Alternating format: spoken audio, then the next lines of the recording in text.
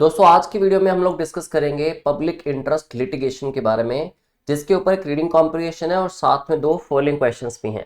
तो आइए मेरे साथ इस कॉम्प्रिहेंशन को पढ़िए अच्छे से और अच्छे से एनालाइज करके गिवन क्वेश्चंस के आंसर करेंगे आप, और कमेंट बॉक्स में मुझे हमेशा की तरह आप बताएंगे आपके कितने आंसर्स करेक्ट हुए। Well, to begin with it says public interest litigation. पढ़ेंगे आगे कि बेसिकली क्या है, जिसको इन शॉर्ट कहा गया PIL is a revolutionary concept to empower ordinary citizens to approach the high courts and supreme court in larger public interest। तो basically इसको क्यों बनाया गया, जितने भी ऑर्डिनरी लोग हैं, जितने भी केसेस लगते हैं। अब आपको लिटिगेशन का मतलब पता होगा। लिटिगेशन का मतलब क्या होता है? The process of settling a dispute in the court of law. अब कोई भी पर्टिकुलर डिस्प्यूट चल रहा है या कुछ भी प्रॉब्लम आई है नॉर्मल ऑर्डिनरी सिटीजन्स को, तो लिटिगेशन के लिए अप्लाई कर सकते हैं। लेकिन इसमें ये रेवोल्यूशनरी कॉन्सेप्ट क्यों बताया गया, जिसमें एम्पावर किया जा रहा है ऑर्डिनरी सिटीजन्स को। दैट मीन्स कहीं ना कहीं कुछ तो प्रॉब्लम है, हाई कोर्ट या सुप्रीम कोर्ट इन मामलों को सीरियस नहीं ले पा रहा, या फिर इन मामलों पे आगे डिस्कशंस जो हैं वो फर्दर किसी न किसी जस्टिफिकेशन पे नहीं पहुंच पा रही, इसलिए इसको इंट्रोड्यूस किया गया होगा। पहली असम्पशन तो माइंड में यही आती है आपके। Now further it is said that citizens to approach the high courts and supreme courts in larger public interest even if they haven't been personally affected।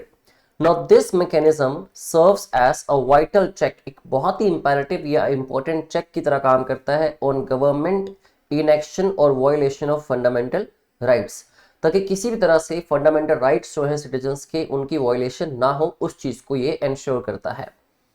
Particularly for marginalized communities, उन communities के लिए who might lack the resources for individual litigation, जिनके पास resources की कमी हो individual litigation के लिए, जिस पर्टिकुलर चीज के लिए उन्होंने केस दर्ज किया अपना हाई कोर्ट या सुप्रीम कोर्ट के अंदर। So the foundation of PIL lies in the expansive interpretation of Article 226 and Article 32 of Indian Constitution। अब दोस्तों एक्सपेंसिव का मतलब क्या होता है, आप ध्यान दें, ये एक्सपेंसिव PEN नहीं है, ठीक है। दिस इज एक्सपेंसिव, जिसको आप कह सकते हैं friendly. In the friendly interpretation of article 226, 226 and 32 of the Indian constitution, जो क्या कहता है, which empower high courts and the supreme court to issue writs for enforcing fundamental rights. यही इन आर्टिकल्स के अंदर जो कॉन्स्टिट्यूशन ऑफ इंडिया के हैं उनके अंदर मेंशन्ड है कि कोर्ट के पास ये अथॉरिटी आ जाती है कि वो रिट्स या ऑर्डर्स पास कर सकते हैं और फंडामेंटल राइट्स को एनफोर्स कर सकते हैं, जो आर्टिकल 32 में पर्टिकुलरली लिखा गया। Now it says PIL cases can address issues like environmental degradation, violation of human rights and negligence of public duties by authorities। PIL has been instrumental in securing landmark judgments on issues like child labor, environmental protection, and prison reforms। लेकिन, however, concerns exist about frivolous PIL's burdening। अब frivolous क्या होता है? Basically, something that is not taken in a serious way। A frivolous PIL's burdening the judicial system।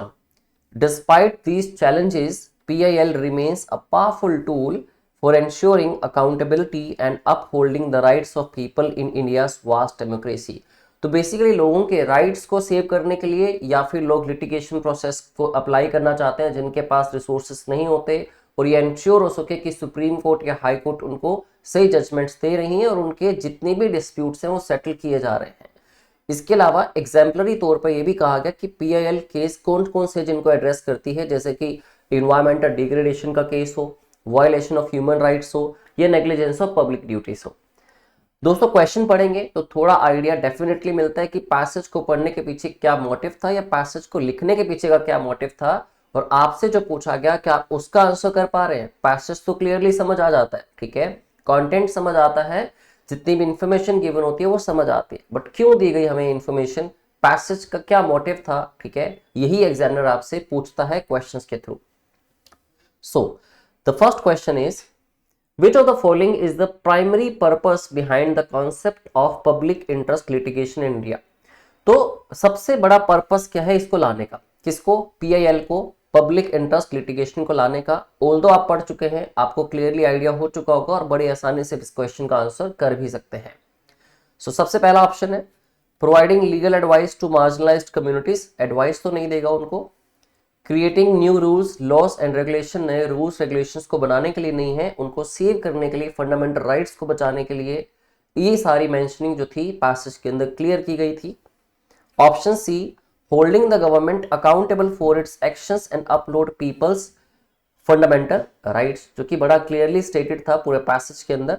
Raising public awareness about social issues, particular किसी issue के लिए ये awareness फैलाने नहीं आया, ये देखने क्या आया था, ये पहले जो पैसेज का हमने फर्स्ट पार्ट पढ़ा उसमें भी क्लियरली मेंशन्ड है।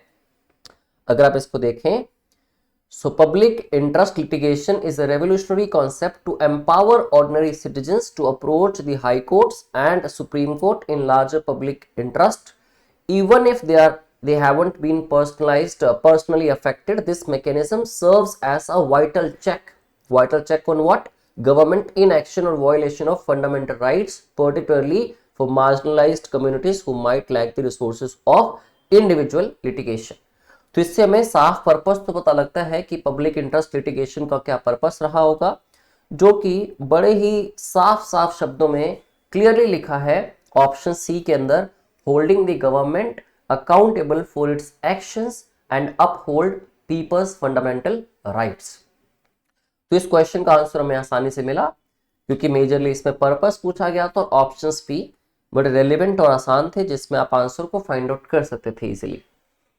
बट इसके साथ सेकंड क्वेश्चन जो पूछा गया, which of the following assumptions underlies, कि क्या ऐसी असम्पशन अंडरलाई करती है concept of public interest litigation के अंदर। देखो, एक तो क्लियर पर्पस था, लेकिन जैसे हम बिगिनिंग में बात कर रहे थे कि लाया ही क्यों गया होगा, कुछ तो दिक्कत आ रही होगी, कुछ तो प्रॉब्लम होगी, हाई कोर्ट की तरफ से, सुप्रीम कोर्ट की तरफ से लोगों को जस्टिफिकेशन नहीं मिल रही, या फिर लोगों के मुद्दे जो है बीच में वैसे ही पड़े हैं, या फिर लोग जो अब कहीं ना कहीं जाके कोर्ट को अप्रोच नहीं कर सकते, उनके पास वो उतनी नॉलेज नहीं है, उतने ज्यादा उनके पास प्रिविलेजेस नहीं है, तो उसको इंश्योर कर सके पीआईएल, राइट। ये असम्पशन हमने माइंड में बनाई थी बिगिनिंग में और ऐसा ही हुआ होगा क्योंकि पैसेज भी क्लियरली वही चीज इंडिकेट करना चाह रहा है।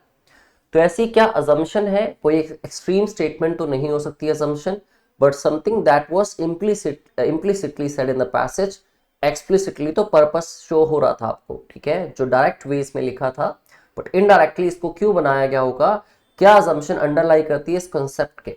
तो पहला option, the judicial system being overloaded is unable to handle the individual cases effectively. effectively word जो यूज किया गया वो काफी इंपॉर्टेंस कैरी करता है। क्यों? अगर मैं केसेस तक सेंटेंस को फिनिश कर देता हूं तो शायद एक न्यूट्रल स्टेटमेंट निकल के आती है, क्योंकि जुडिशियल सिस्टम ओवरलोडेड है इसलिए हैंडल नहीं कर पा रहा इंडिविजुअल केसेस को, लेकिन साथ में ये भी तो मेंशन्ड है कि इफेक्टिवली हैंडल नहीं कर पा रहा, और इसीलिए तो पीआईएल को लाया गया था शायद कि वो चीजों को प्रॉपर उस पर चेक रख सके, राइट। कुछ ना कुछ आपके माइंड में आइडियाज जनरेट होते हैं क्योंकि आपने पूरा पैसेज पढ़ा है। स्टिल सेकंड ऑप्शन देखेंगे, एक मोर रेलेवेंट ऑप्शन आपको मिल सकता है शायद। Ordinary citizens possess a strong understanding of legal procedures. Ordinary लोगों को तो एम्पावर करने के लिए था, उनके पास तो इतनी चीजें है ही नहीं, उनके पास इतना नॉलेज है ही नहीं, इतनी अंडरस्टैंडिंग नहीं है, तभी तो इसको बनाया गया। तो ऑप्शन बी तो गलत हो गया, ठीक है, ये तो अजम्पशन थी ही नहीं, ये तो क्लियरली स्टेटेड भी था पैसेज के अंदर। The government is efficient and upholds the fundamental rights effectively. अगर ऐसा है तो फिर पीआईएल को क्यों लाया गया और क्यों पैसेज के अंदर भी लिखा गया था कि ये इंश्योर करता है और एक चेक रखता है, बहुत ही वाइटल चेक इन सब चीजों पे, कि गवर्नमेंट किसी तरह से अपने एक्शंस के लिए जो है अकाउंटेबल है और फंडामेंटल राइट्स जो है उनको ब्रेक नहीं किया जा रहा है, या फंडामेंटल राइट्स जो है वो फुलफिल नहीं हो रहे या हो रहे हैं, इसको इंश्योर करना था। तो ऑप्शन सी निकल गया। Marginalised communities have the resources and the knowledge to fight for their rights individually. तो फिर इसकी बात कहां से आ गई, फिर ये बनाया क्यों क्या? और पैसेज तो क्लियरली कह रहा था कि मार्जिनलाइज्ड कम्युनिटी जो है उनके पास तो रिसोर्सेज है ही नहीं, उनके पास तो नॉलेज है ही नहीं, तो ऑप्शन बी भी निकल जाता है। तो अजम्पशन ए ही निकल के आती है जो कि ऑप्शन ए में है। तो कहना ये चाह रहा है कि शायद जो जुडिशियल सिस्टम है हमारा वो इतना ओवरलोड हो चुका है कि वो अनएबल है इंडिविजुअल केसेस को इफेक्टिवली हैंडल करने के लिए, ठीक है, उसी चेक को लगाने के लिए, उसी को चेक करने के लिए PIL को इंट्रोड्यूस किया गया। तो दोस्तों बताइए मुझे कमेंट बॉक्स में, क्या आपके भी दोनों क्वेश्चंस के आंसर करेक्ट हुए? अगर नहीं हुए तो कौन सा नहीं हुआ? कोई भी क्वेश्चन है, कोई भी डाउट है, आप कमेंट बॉक्स में छोड़ सकते हैं, ठीक है। इसी तरह इसी वीडियो सीरीज के अंदर हम फिर से मिलेंगे आपस में, फिर से मुलाकात होगी आपसे, फिर से एक नए पैसेज के साथ। और मुझे कमेंट बॉक्स में ज़रूर बताइए कि आपको हेल्प कर रही हैं वीडियोस या नहीं कर रही। कर रही हैं तो कॉन्टिन्यूसली देखिए, नहीं कर रही तो आप सजेस्ट कीजिए आपको इसके अलावा क्या रिक्वायर्ड है CSET 2025 के लिए इंग्लिश रीडिंग कॉम्प्रिहेंशन में। Thank you very much and have a good day.